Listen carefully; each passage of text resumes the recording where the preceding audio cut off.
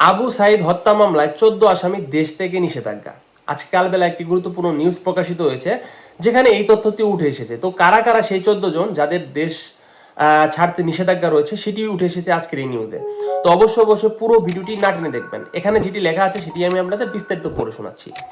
বৈষম্য বিরোধী ছাত্র আন্দোলনে পুলিশের গুলিতে নিহত বেগম রোকেয়া বিশ্ববিদ্যালয়ের ইংরেজি বিভাগের শিক্ষার্থী আবু সাইদ হত্যা মামলায় রংপুর রেঞ্জের সাবেক ডিআইজি আব্দুল বাতেন, মহানগর পুলিশের সাবেক কমিশনার মোহাম্মদ মনিরুজ্জামান সহ 14 জনকে আসামি করে দেশ থেকে নিষেধাজ্ঞা দিয়েছে আদালত। মানে এই যে 14 জন, তারা কখনো দেশ ত্যাগ করতে পারবে না, তাদের এয়ারপোর্টে আটকে দেওয়া হবে। এর আগে গত 30 সেপ্টেম্বর আসামিদের দেশ ত্যাগের নিষেধাজ্ঞা চেয়ে আদালতে আবেদন করেন মামলার তদন্তকারী কর্মকর্তা জেলা PBI police super Zakir Hossain.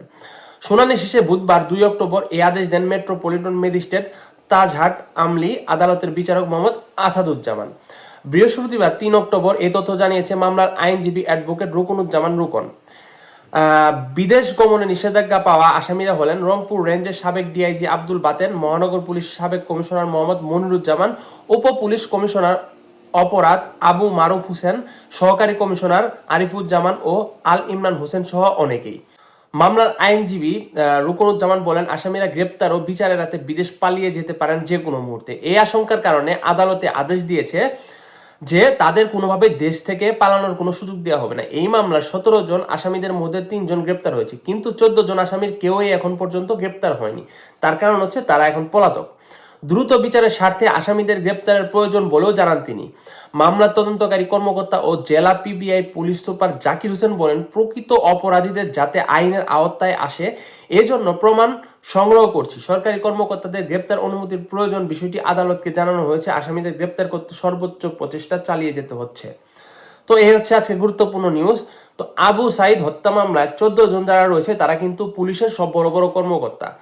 তো তাদের বিরুদ্ধে একটা গ্রেপ্তারি পরোয়ানা এনে তাদের গ্রেপ্তার করাটা কিন্তু খুবই কঠিন একটা দুঃসাধ্য ব্যাপার। এটা কিন্তু একমাত্র আদালতের অনুমতি ছাড়া আপনি এটা করতে পারবেন না। যার কারণে অ্যাডভোকেট আদালতে আবেদন করে রেখেছে। এখন পর্যন্ত 3 জন গ্রেপ্তার হলেও বাকিদের আদালত কিন্তু গ্রেপ্তারে কোনো ধরনের কোনো পারমিশন দেয়নি। যদি পারমিশন দেয় তারপর অবশ্যই তাদের গ্রেপ্তার করে আইনের আওতায় নিয়ে আসা হবে।